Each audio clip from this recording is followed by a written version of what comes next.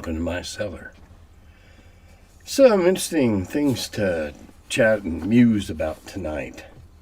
So, no point in beating around the bush. Okay, this is, I read this for a reason, because it illustrates what I'm trying to do. Thanks so much for answering my questions. It's always a pleasure to get at the whys. I've never appreciated the open interpretation aspect of old school gaming more. It really clarifies the fine art of DMing and crafting a campaign. And those are two good words there, comment maker. The art of DMing and crafting a campaign. Not all of us are cut out to be DMs.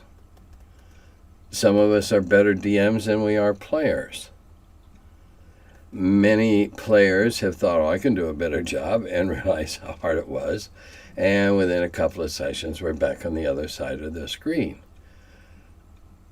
It is a craft to make a dungeon and to outline the framework of a campaign, much like a writer would outline the framework of a story. But in this case, the writer doesn't have to fill in the details. The players will do it for him, some satisfactorily and some not. And DMing is an art in that it's your job as DM to see to it that you and your players have a good time doing it. And that can be an art. And just like so many other things can be an art if you have enough techniques and skills and whatever. It's something that if it has to be taught or learned can be a long, slow process. For many people, it's just, oh yeah, I can do this. As much fun as I had as a player, when I got back to Carbondale, I was the only one with a set of the rules. I was the only one with a set of the dice. And I wanted to turn all my gaming buddies in the group, in the club, onto this cool new game I'd played in Lake Geneva. So I was cast into the role of the DM almost from the very beginning. And then as the playtester and as later as an editor, whatever, my skills developed along those lines. And as some of my awfully poor showings at various charity games over the years have shown, they developed at the expense of my player skills. But yeah, there are no rules. There are some guidelines and there are some precepts. I can't teach you how to do pastel watercolor landscapes if you don't have a little bit of a bent, a talent, a knack for it already, or are an excellent mimic or copyist. Okay, referees for D&D parties with a ranger might consider reading the 28 Rules of Ranging created by Major Robert Rogers in 1757 during the French and Indian War. They might be useful for a scenario or two that could feature a ranger's skills and training. Well, thank you, commenter, because I went and looked them up and also found out that they're still being used as part of the curriculum in our modern ranger school. Yeah, Robert Rogers had it all figured out, and there are some really interesting ones in there where rangers should be the ones to do it or should shine at a certain task because of assumed training. Now we know Robert Rogers trained his guys to the teeth, and we would have to assume then that the Ranger PC, as they progress, are also getting the same sort of strenuous education. But yeah, there's some brilliant stuff in there. You ought to really go look it up on Wikipedia if you haven't, especially if you're a DM. Because there's some rules you can apply, and there's some precepts you can apply in there to your ranger to make him be more of a ranger and give him natural tasks that Well, of course you should do that. You're the ranger. And I don't know, it's possible that rangers could become a less popular character class. And if you don't like dealing with rangers, who all think that they're Aragon, Strider, well, there's a way. I've been a big proponent for XP for good ideas. And usually the folks against that reply with, how is that fair for the person who isn't as creative as their buddy? Why should they get punished because they didn't have as many good ideas? Now I'm going to stop right there, and then I'll read the rest of the comment. Life isn't fair. There are people that constantly bubble with brilliant ideas, and people that don't. Do you propose that we bring along those who don't, and at the same time rewarding those who do? Where's the fair in that? If you don't have a lot of brilliant ideas, don't play a player character class that requires you to have a lot of brilliant ideas. Use wisdom as your dump stat. Life's not fair.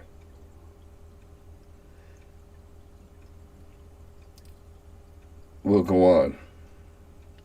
And I don't say punished. Each awarded according to his achievement. Because, I mean, as a DM, you could just say, okay, Bob, you got 3,700 points tonight. John, you got 39. Bill, you got 2,950. You're gonna think, I would be stunned that somebody at my table would argue my awarding in that regard. Now, a little later on, we'll talk about another way to do it. And I think you hit it on in your answer. It's not just ideas, it's asking good questions. Yes, because questions are often spurred by ideas, or answers spur ideas. Works both ways. It basically anything above and beyond that pushes the game forward in a productive way and facilitates fun for the table. A player who's engaged in putting in the effort is going to be rewarded. Absolutely. Absolutely. Now, let's take this to the evil side of the alignment axis, shall we? If there's a person in your group who's just a royal pain in your arse, and they just sit down at the end of the table and mutter and whatever, well, that's one good way to get rid of them, is award them commensurate with their worth and their contribution. And everybody else will be going up, and they'll be still sitting down there in their little cloud of gloom, muttering at the end of the table. That's one thing. It's one thing to think about. Okay, next. I'm not quite familiar about everything of D&D, especially of the older editions, but would want to know, how did you guys come up with the design of the kobold? I have heard that it has had an identity crisis through the editions. Well, not in my opinion. But I know of real-world kobolds. What I know of real-world kobolds. Well, here we are. There's no such thing as real-world kobolds. They're a mythical beast. Okay? So, I know it's so hard to blur. It's so easy to blur that line. So hard to see where you're doing it. And you know, take elves. Look at 8 or 9 different mythologies or folk tales, folk myths, and what they call elves, and look at all the different things they do, the different sizes, the different colors. You know, some are swarthy and dark and small, and other are fair and light and tall. I'm getting to the answer. I don't know about any identity crisis. It could well be that some twits at TSR, or more likely the Wizards, decided that they didn't like it and it wasn't special enough and unique enough And so they started tinkering with it. And you know, what I know of that word again, real world kobolds, is that they are more similar to gnomes than lizards and dragons. Well, okay, that's the mythology you're familiar with. And even if all the mythologies held to those precepts, so what? When Gary and Dave, and by association Rob and Terry and the other early playtesters, they were not looking for sameness. They were looking for variety and difference. And however kobolds ended up, I always saw them as little wiry, long legs and, you know, fat tummies and long, skanky arms and stringy hair. But anyway, we all have our own image of kobolds. A lot of stuff that became monsters in the book were similar. So why would Gary or Dave or anybody else who, as they were creating these, want to keep having one thing after another stamped out of a similar mold? This one's got sprinkles, this one's got icing, you know, but it's still the same basic cookie underneath.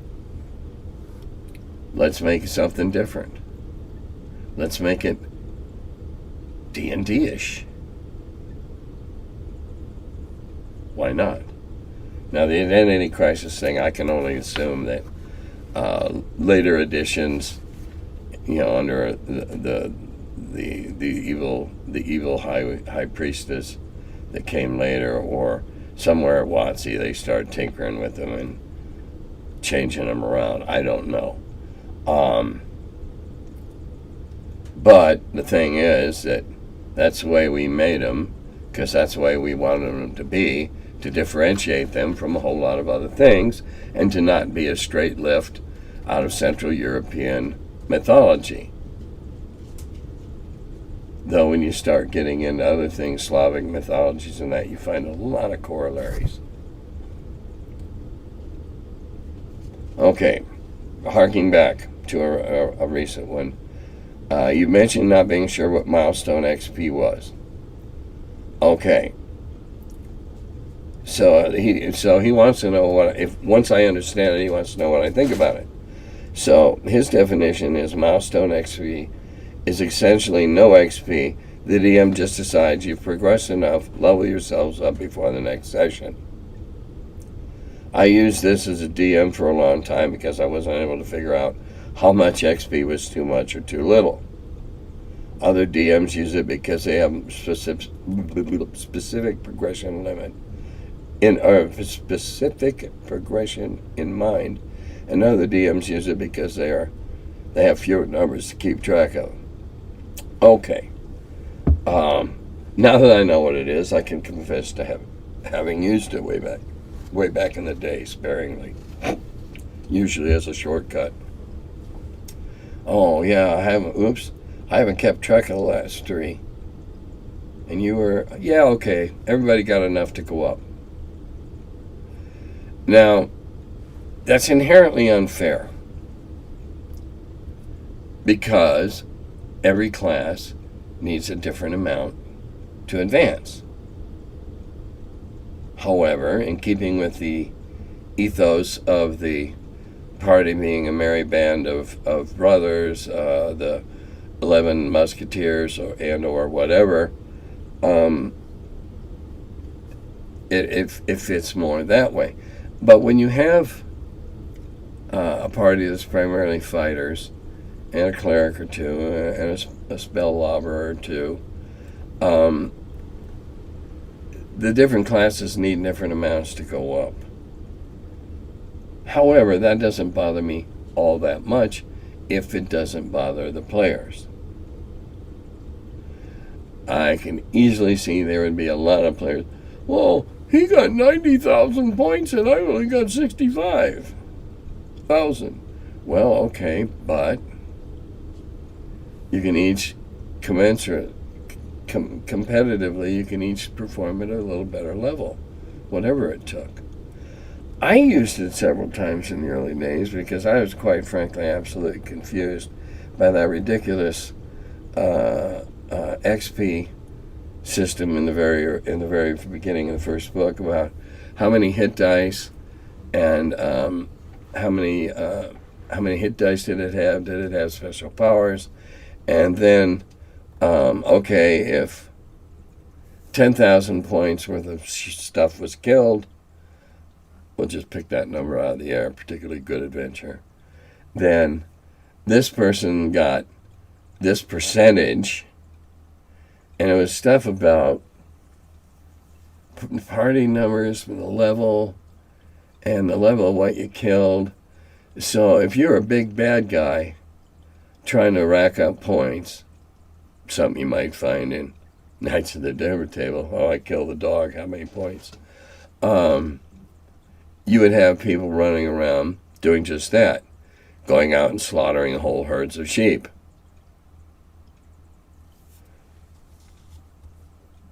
Now, maybe your campaign would support that, but I'd have a little trouble with that. So, finding a happy medium in there. If I were running another campaign today, I would probably use something much like that, just because it's so much easier. And if my players are happy with it, why wouldn't I be? We're all there to have a good time, right? At least that's what they told me when they conned me into coming up to Gen Con in 74. Yeah, come on up, we'll all have a good time. And we did. So I can see places where it would work, especially if you did some little side jaunt off the main campaign. Like somebody got a geas laid on them, or you got a hot tip about something, yada, yada, yada. And so this little side campaign took off. That would easily lend itself to lump sum awards, whether it's just X number of points or a level. Looking at your group, you can award a number of points that gives a bunch of them a level up, and the others puts them real close to the next one. Because it gets harder and harder to level up. That's the other thing. You got a level 7, okay, I'm using old school terms here. Old school numbers. If you got a level 7 fighter, a couple of 6s, and the rest are 5s, it isn't. There's an intrinsic feeling of unfairness at certain points when you start doing that. But if everybody's having a good time, it doesn't matter.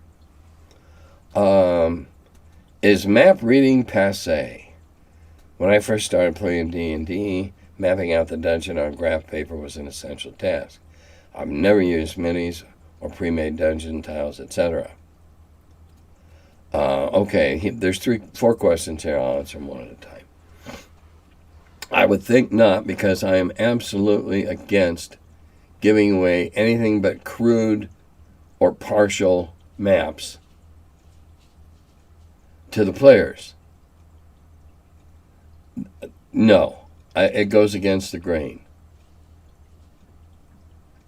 If they're exploring something and they find, a dead explorer who's been in there a little while, but they've got a crude map sketched out, yeah, fine. I'd also let them find a map that really didn't do them any good at all. It'd be up to them to discern. I think that's one of the problems facing play on the virtual tabletops. Everything's there. Well, it's fine if you're playing a miniatures battle outdoors. It's sort of fine, okay, if you're going back to some place that you spent a deal of time in. But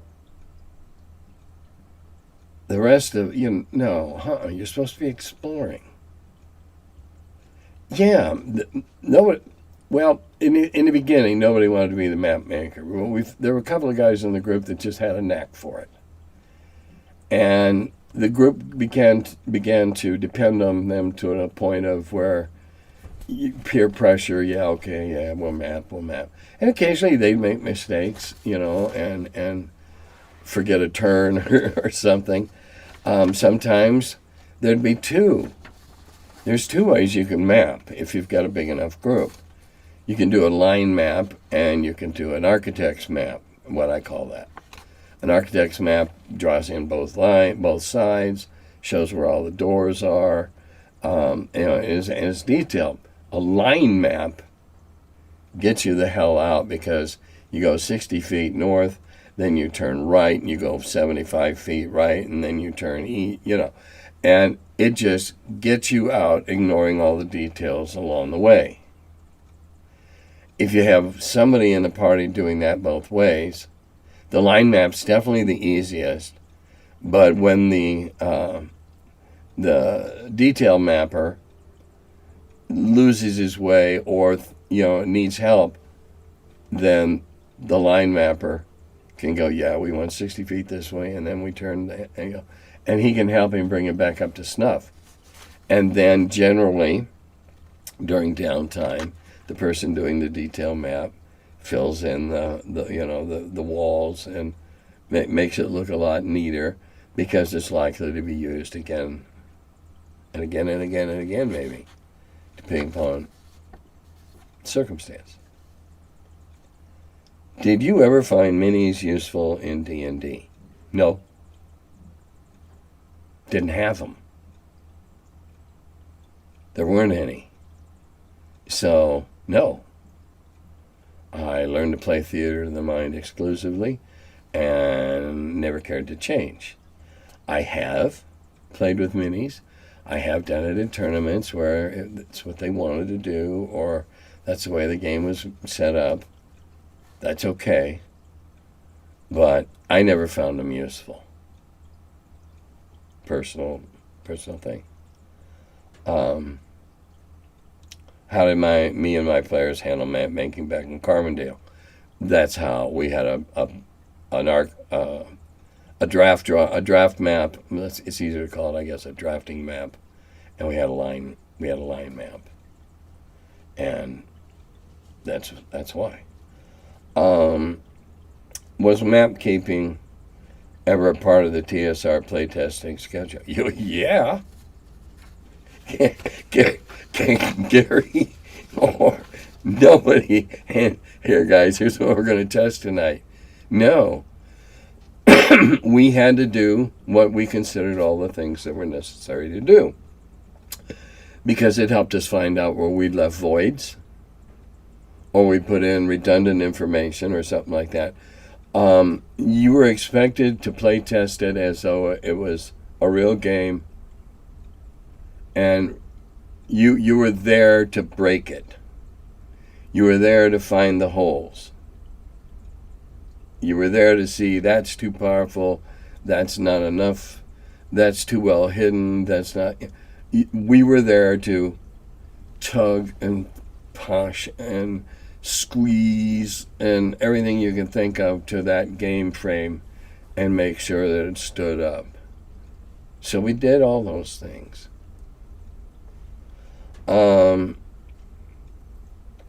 Tim, how prevalent was 10-foot pole usage in dungeons back in the day? Well, okay, here's the thing. That was one of the great, we'll just kind of ignore that silliness. When you figure out how rigid we were about using pole arms in a corridor that was 10 by 10, it's really, really impractical, and you can't fight with them to any degree, unless you just got two people in the front and you're doing a phalanx thing. The premise that you could carry 10-foot poles down into the dungeon and poke things with them, it was pretty absurd, and we usually ended up having them, if we were playing with them, get them broken, or if we were DMing, breaking them. Outdoors, it's a marvelous thing. Stand 10 feet away and poke that bush and see if that big damn nasty poisonous bug is in there. We used them when we could, keeping in mind that particularly Greyhawk, which is where we played, at least Earth of Greyhawk is where everything we were working on was set. If it was an area that we were going back to and it was all high dome natural caves and that, yeah. But we take them. But the thing is, with a 10-foot pole, you got to carry it at slope, what's considered slope arms. Down by your side, projecting in front and behind. And not turn around real fast, because you'll whack somebody behind you in the ghoulies, or somebody in front of you in the butt. Okay, so it required a certain mindfulness if you, as a DM, were going to allow them to do that. And you could have some great fun watching them trip on their 10-foot poles. Now, 10-foot poles are one of the things that I forbid at the beginning of my Wheel of Blame game. No 10-foot poles. And that's mainly why. Why do the good enchanted items, +4 or +5, try to corrupt, control, and eventually destroy their wielders? Well, it came down to ego and intelligence.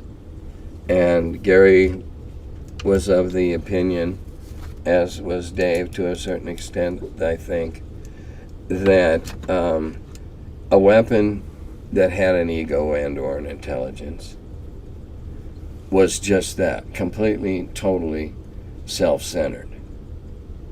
And if they were able to take over and corrupt, if you will, the wielder, it was for the purpose of them following their ego, their desire for glory, whatever, and in some cases compelling the wielder to do things that perhaps they wouldn't care to have done. Well, right there you're suborning free will, and now what was a good thing is no longer being good. Too much of a good thing. I'm sure that I know Gary was fascinated by Elric and Stormbringer. And there were some other books in the Appendix N that had magnificent swords or tales of magnificent weapons. And, of course, no heroic fantasy is complete without some sort of heroic weapon to be found, to be wielded, whatever. But by the same token, if you start loading the game with +4 swords, +5 swords that have intelligences and egos, they're going to start taking over players, or they're going to cause players to make inadvertent bad moves or whatever because they're seeking their own agenda. Same can be for an axe or whatever. Now, other than helmets and weapons, I've never applied that very much. A haunted suit of armor, I don't know, not a lot they can do, but a helmet can control thoughts, a sword can exert its ego and intelligence, and too much of a good thing eventually becomes a bad thing. If you're going to run around wielding, these high pluses, let's see, what's the one in, there's a plus 12 something or other sword in the Knights of the Dinner Table that just cleaves everything, usually. And it certainly made Dave dumb. You might suspect he's under the influence of it by the way he plays.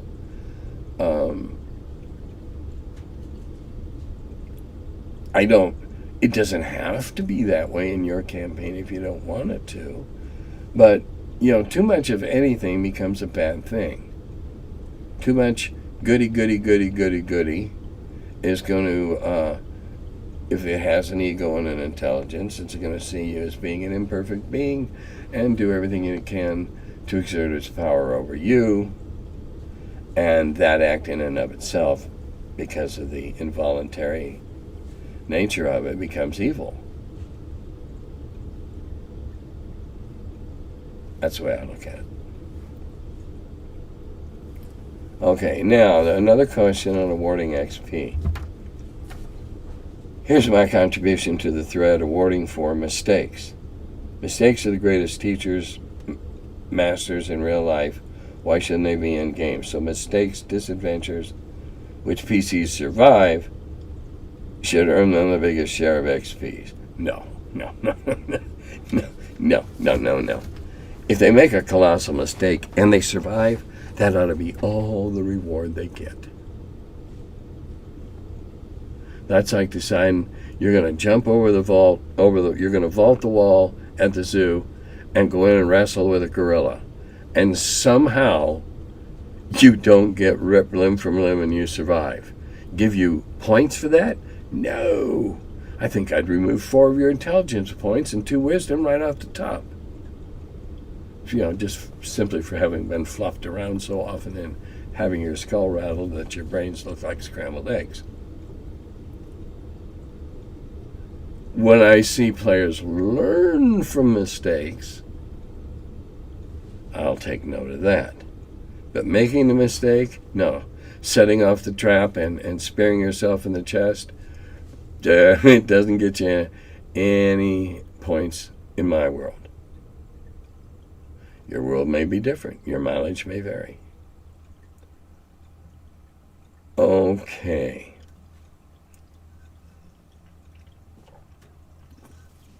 Now, I didn't know what this reference was, but thankfully, this commenter shared it. The Curse of Porlock, or Famously Interrupted. Have you ever lost a creative thread on something you were sure was going to be best, most amazing thing ever?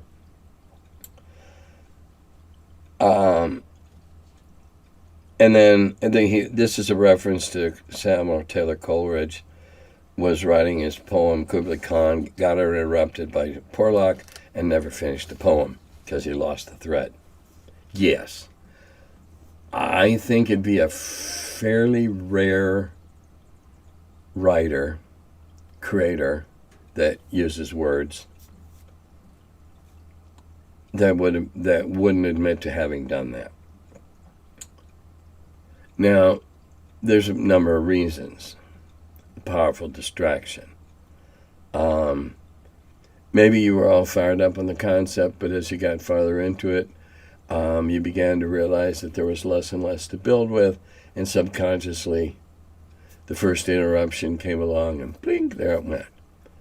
I've had it happen. However, there's nothing I haven't been able to go back and work on some more. Though I do have a project that I've been working on for years, and I keep getting sidetracked in that. I want to do a series of adventures where the PCs time travel and go back into Earth history, not knowing that's what it is, and having to deal with what they find when they get there. For instance, I'd like to have a group time travel back to Central America in that period of time with the rise of the Aztecs and the decline of the Maya. And I even found a really clever way, I think it's clever, to give them a cover that would absolutely fit in with the historical period. And I write up a storm, and I write up a storm, and I write up a storm, and then the thread gets away. And maybe 6 months later, I've had that happen. Did me or any of the original TS, our crew of your acquaintance, ever experience that sort of hiccup? Not that I'm aware of. It's not something I guess we talked about. Once Gary sat down to write something, my God, he was a machine. And he'd 2-fingered peck out on that little manual typewriter. He'd come up with a 300-page typewritten manuscript over the weekend. He just, work and work. Start on Friday afternoon, and Monday morning, there it was. Phenomenal output. Pretty sure it never happened to him. What's my advice on that kind of tragedy? Okay, here's my advice. Put it back in the percolator. My creative process I look at as a percolator. The type of natural percolation of a fluid going through porous stone, not a bubbling coffee pot. I have several projects back there right now. And they're all on hold, but not dormant. I'll think it's about one of the projects. Oh, yeah, okay. And then when I pull that up and back out and start working on it some more, those random thoughts get worked back in. That's how I work. I've got 4 or 5 things percolating at any given time, and I know when they're ready. I do. I just, okay, it's time to write this. Now, sometimes by the time I get done, I go, well, it wasn't quite right. And then I go do some extensive revisions and editing. And sometimes I just sit down and it flows off my fingers, and there it was. I fought writing a short story for an anthology that the rest of the guys at Eldridge wanted to do, because I'm not a short story writer. And I fought and I dragged my heels for months. And finally they said, you must. And when your 3 partners are all looking down at you scowling, you go, okay. Well, I'd been percolating for a while anyway back here. I knew I was going to have to do this. I knew it. So that was the incentive. And I went home that weekend, and I wrote it straight through front to back. No stops. Went back and corrected my spelling, an awkward phrase here or there, whatever. Came back on Monday, emailed it to the 3 of them, and they all went, wow. You did that over the weekend? I go, yeah. Because it was percolating. That's what I recommend when you have that happen. Toss it back there. If it was good, it'll come back. If it was sort of good, it'll come back in a better form more often than not. And if it just stays back there or falls apart, well, life's too short to worry about that kind of stuff. Oh, and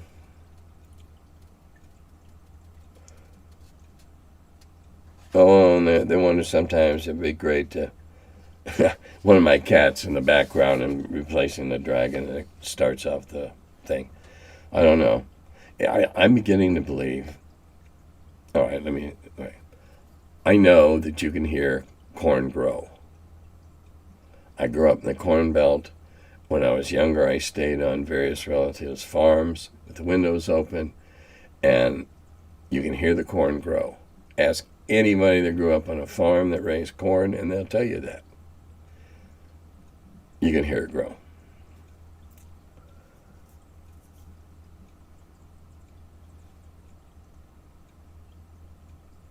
Where was I going with that?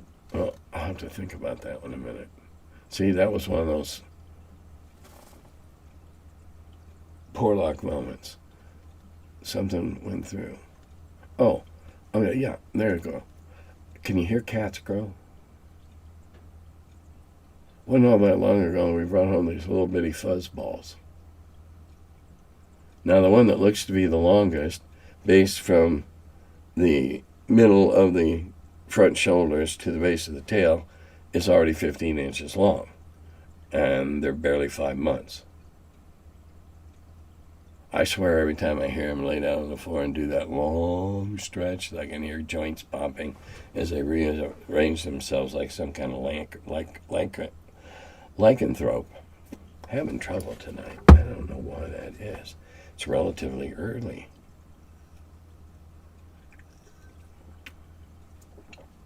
Now we're going to dive in to the shadozee, the big deal from WotC about the race of people. And I'm going to read through this, and I'm going to read through the responses without my commenting, and then I'll come back to the more shameful part of the shadozee story is that one of the pictures used for them was clearly modeled after an infamous minstrel songbook, poorly fitted clothes and all. Now, don't attribute to malice what can be attributed to stupidity, but my God, WotC was beyond stupid with this. And all that after their whole, we condemn early D&D as being racist. Yeah, let's stop there for a second. I'm not going all the way through this. I got wounded. My empathy and my heart challenged, and pissed as shit when all this crap about us creating various monsters and being thinly veiled racial stereotypes or insults. Bullshit. Bullshit. We did not sit around making up, oh, let's slam the gypsies with these. Oh, let's slam African Americans with these. Oh, let's slam Asians with these. We didn't. We didn't make monsters that would imitate Chinese people. The shadozee, I had nothing to do with. It looks like they used some very poor judgment. However, when it came out then, okay, now we're going to go back.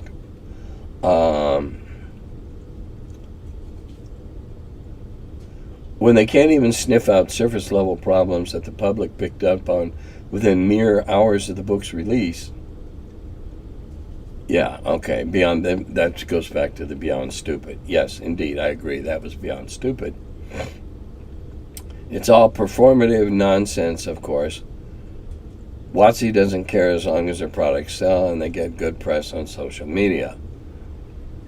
Well, a lot of this is posturing, let's face it. Oh, you know, the woke community starts becoming woke. And so, seeing a budding trend, WotC decided to become woke. Now, I say WotC, it may have been just one idiot high enough up the food chain. I don't know. I don't care. But were they stupid? Abominably, unbelievably stupid to dig this out 18 years later without any buffing. Just phenomenally stupid. All right, now, the first comment was, sorry, I don't see that. If anything, it was commentary on animal experimentation. I don't look at monkeys or orcs and think they are like people. I think if you do, you might be the ist. I-S-T. Good. You didn't see it. I'm not going to say that you're in any way inferior to those people who did see it. Mainly because, in my own personal experience, I was miserable with symbolism in English and literature classes. I thought symbolism ruined some good stories. Finding the symbolism. Oh man, let me just read the book. And then, how the hell do you know that's what he or she meant? Do we have a contemporary interview where this person was speaking to someone and saying, yes, of course, the pigs in the story were meant to be Polacks. You know, I just insulted Polish people and pigs. No, we didn't do that. And if you saw it as commentary on animal experimentation, okay, good. You're not looking for evil. Good. I don't think most of us are. I think there's just a few self-appointed moral police out there who run around looking for evil so they can decry it. Oh, this is terrible. Oh, that race is they're stereotyping the Romani. Well, okay, be that way. Next comment, reply to the original. It's not about seeing human cultures in fantasy races. It's about using historical depiction of African people as apes for your servile ape race. It's at best tone deaf and at worst a dog whistle. WotC has alleged they have sensitivity readers in the past, and this proves that they either lied about that or just don't listen to them. It's a shameful depiction that should have been easy to avoid. Absolutely. Now, as a writer, I cannot write a new type of nasty and sanitize it to the point where some crackpot out there, some jingoist, some zealot, isn't going to say, oh, that's satirizing Carpathian people. Holy shit. I have no idea about anything Carpathian. But that's the crap that we can have happening now. We have the virtue signaling. Oh, we're woke, we're woke, we're woke. And then we have the dog whistles. When shadozee came out in the 80s, they didn't have the slave background. That is new. Good point. Makes it even more stupid on behalf of WotC to have inserted that. You can't just stick in. I'm sorry, I'll only take it from my God knows how many years of editing experience. You can't just stick in an idea without going back through the whole piece and seeing whether or not that unbalanced the structure. You can't do it. Neither can you pull something out without thoroughly exploring and studying the whole thing, all the aspects, and expect it to hold up. You can't. And, okay, still don't think it's ist or ism. It felt more like commentary on animal experimentation. Good. I'm sure that's what they meant, but they did a piss poor job of getting that across. The more rational people are going to go, oh, animal experimentation. Oh, man, did they botch that? The less rational go, oh, they're making fun of Philippine people. Come on. I think if you look at orcs or space monkeys and think minority, you might be the ist. But, like you said, WotC brought this upon themselves. Yes, they did. Yes, they did. And isn't it always fun to sit in the peanut gallery and watch somebody with their nose way up in the air get a comeuppance every once in a while? Kind of like, oh, I don't know, enjoying seeing the Yankees lose, for those of us who dislike the Yankees, or enjoying Green Bay's misfortune this year for those of us who hate the Packers. Yeah, that's what it's like.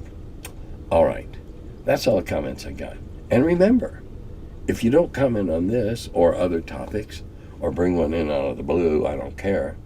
I have nothing to talk about, and you have nothing to listen to on Saturday morning with your Wheaties and your skim milk. So, take that to heart. If you haven't subscribed, please do. If you'd like to be a patron, I have a Patreon. Look for the Curmudgeon. The Patreon people at the middle and the higher level get some special perks each month. Let's see. Okay. Those of you in the greater Cincinnati or capable of driving to Cincinnati should check out in January of 23 Ice and Dice. Now, it's my understanding this is a relatively new outfit. They kickstarted the money they needed to run a show. They successfully did it. I'm going to be there on Saturday. It's a Friday, Saturday, Sunday thing. I'm going to be there on Saturday. I'm going to run a couple sessions of my Wheel of Blame. And I wish them the best and hope they get a winter show off the ground. here in the area. It amazes me how back in 81, when I moved here, up until about 84, we routinely had Cincy Game Cons that ran 2,000-3,000 attendees. One year we had almost 4,000. And we were just half a dozen guys that like to play games put together a con. Or in some cases, assumed the remnants of previous cons and absorbed them into us. So check that out. It's in January. It's, I think, here we go, a January catalog. I'm going to be running games on the 21st. Don't have my glasses on. Let me look at this. It's white on black. I learned the hard way, you never, ever print white on black if you want anybody to be able to read it. Yeah, the 21st of January. And then a brief shout out to the Seven Winds. Had another game with the Okinawa gang the other night. We had a great time. Looking forward to doing it again in February or March. But the Seven Winds personnel changes rather frequently. There's always one or two that are there from before, and newbies coming along. So, Dodatagovi.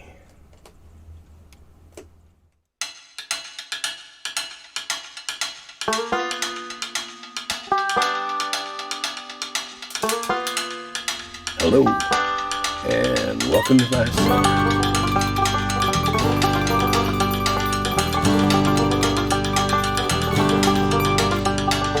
He's the curmudgeon who wrote about the dungeons. Now he's the feller, live from the cellar.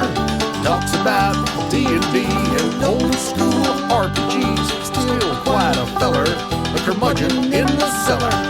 Last man around when them rates went down. Calling Gary in that Lake Geneva town. Hey Gary, it's an awful mess. Let me edit, we'll have success. D&D and Dragon Magazine.